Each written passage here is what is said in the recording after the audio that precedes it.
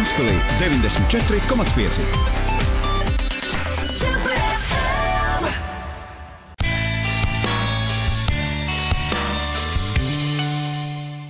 Ja tiktu rīkots konkurss par velosipēdistiem draudzīgāko pilsētu, tad Ventspils uz pjedestāla noteikti ieņemtu godalgotu vietu. Pilsētā izbūvēti veloceliņi, kuru kopgarums jau sasniedzis 45 kilometrus. Uz ielām ierīkotas joslas riteņbraucējiem, un pilsētā ik pa laikam notiek dažādi pasākumi, kuros var piedalīties gan tie, kas ar riteņbraukšanu nodarbojas sacensību līmenī, gan arī tie, kam ciskudrillis ir lielisks veids, kā aktīvi pavadīt laiku svaigā gaisā. Par vienu no šādām tradīcijām ir izvērties arī velobraukšanas pasākums pa piedzīvojuma Pārkat velotakām. Notiek jau kādu 3. gadu, kad iedzīvotāji un pilsētas viesi var sanākt ar ģimenēm, ar draugiem, paši pēc savas brīvas gribas izvēlēties, cik viņi grib braukt, vai viņi brauc par marķētām krāsainām kalnu trasēm vai pa pilsētas veloceliņiem.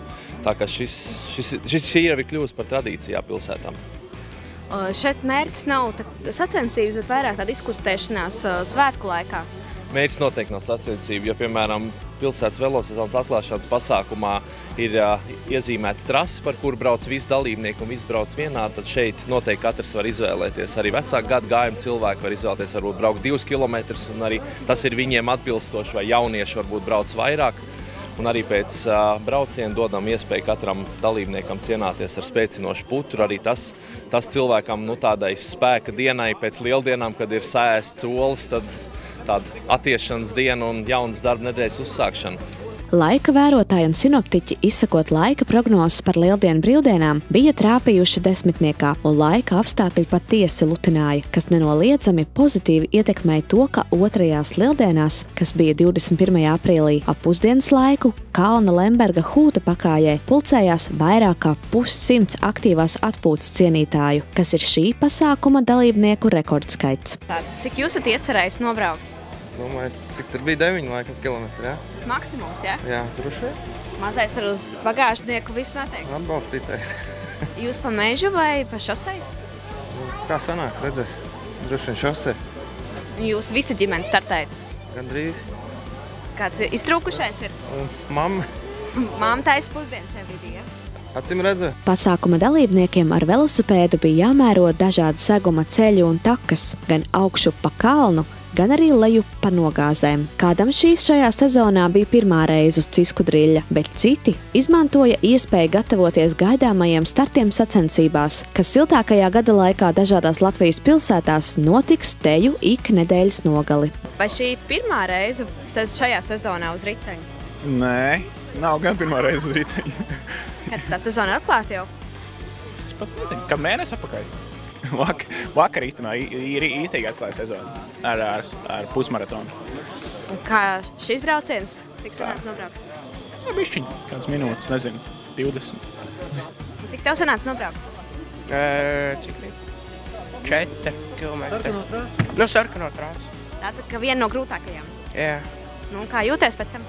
Labi. Un šī bija tava pirmā reize šajā sezonā uz riteņa vai? Šī bija man pirmā reize uz riteņa šajā sezonā. Un tas ir ļoti patīkami, jo es pagāju, kad tādu pasākumu, ka var izkustēties cilvēku un arī viss tāds smaidīgi un satiek tāds, ko nav redzējis veselu gadu. Un pagājuši gadu bija ļoti maz, ka tas pasākums bija te kaut kā 10, 20 cilvēki, bija tagad jau te kā 50, 60 šogad. Varbūt laikapstākļi ar tomēr kaut ko ietekmēja? Nu, laikapstākļi arī, bet pagājuši gadu arī laiks bija labs. Tā kā es domāju, ka ietekmē tas tomēr, ka te atbalsta to tādu riteņu braukšanu. Pilsētā, ka tas ir tāda pilsētas valdības tādā līmenī vai mērogā, ka tie celiņi ir un tā sakārtots viss ir un velostāvvietas ir un trases ir un tāds viss ir. Un tas arī reklāma ieliek un putri iedod vēl un tā baigi labi. Jācer, kā ar laiku Ventspils kļūs par mūsu mazo Amsterdamu, ka mēs vairāk pārvietosimies ar velosipēdiem nekā ar automašīnām. Jā, tas labi būt, bet te jau arī jāskatās tā, kas ir tā drošība, jo arī kaut kā jāmāc ir bērniem vairāk, kā tiem velosipēdiem ļoti tāda, bīstama situācija. Es ar mašīnu arī brauc ļoti, bīstama izlido ārā no tiem krustojumiem, ka tur tā, ka vajag tomēr jāskatās, abiem jābūt ir citādi sastingst, visi iekšā sabot ieraugt, tur lido kāds ziņot šitā visi, kādā mašīna pats ir tad, tas būtu tas tāds, ko varat vairāk vēlēt, vai ne, ka tā būtu tāda savstarpējā tā, kā to saukt, kultūru. Velobraukšanas pasākums tika rīkots turpinot tautas sporta programmu Nāc un sporto, kuras sezona ar skrējienu Reņķa dārzā šogad tika uzsākta 9. aprīlī.